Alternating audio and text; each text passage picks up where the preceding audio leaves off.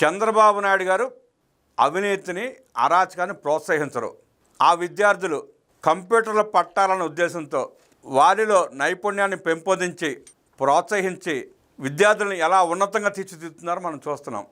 రాష్ట్ర వ్యాప్తంగా 67 లక్షల మంది విద్యార్థులు, వారి తల్లిదండ్రులు జైహో నాయక జై జై లోకేష్ అంటుంటే విద్యా వ్యవస్థలో ఆయన తీసుకొచ్చిన మార్పులు, ప్రణాళికలు, 100 రోజుల కార్యక్రమంతో ఎంత వేగంగా ఆ విద్యార్థులు అభివృద్ధి చెందుతున్నారో చూస్తున్నాం.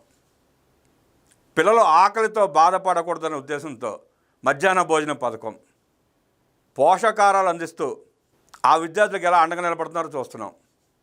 ఉచిత పుస్తకాలు, డ్రెస్సులు, బూట్లు, సాక్సులు, బ్యాగులు, నోట్బుక్స్ అన్నీ అందిస్తూ ఆ విద్యార్థులకి సంవత్సరానికి 15,000 రూపాయలు ఆర్థిక సహాయం అందిస్తున్న మంత్రి నారా లోకేష్ గారికి రాష్ట్రం అంతా ధన్యవాదాలు తెలియజేస్తూ ఉంది. అది తెలుగుదేశం పార్టీ అంటే, అది కూటమి ప్రభుత్వం చేస్తున్న సంక్షేమ కార్యక్రమాలంటే.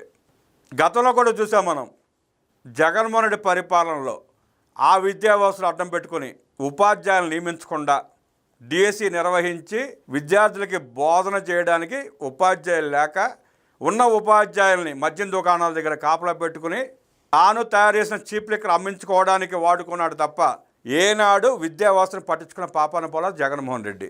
నాడు నేడు అంటూ కోట్ల రూపాయలు మింగేశాడు జగన్ రెడ్డి. అలాంటి విద్యా వ్యవస్థను ప్రక్షాళన చేస్తూ 16,000 మంది ఉపాధ్యాయులు నియమించి పాఠశాలను అభివృద్ధి చేస్తా విద్యార్థులకు ఎలా అండగా ఉంటున్నారో నారా లోకేష్ వాడు మనం చూస్తున్నాం. ఇది నాడు నేడు అంటే. జగన్ రెడ్డి నీకు తెలియదు, నేర్చుకునే ప్రయత్నం చేయి. నీకంటే 10-15 ఏళ్ళ చిన్నవాడైనా లోకేష్ గారిని చూసి ఆయన దగ్గర నేర్చుకో. అయితే నీకు రోజు ఒక అరగంట గంట ట్యూషన్ చెప్తాడు ఆయన.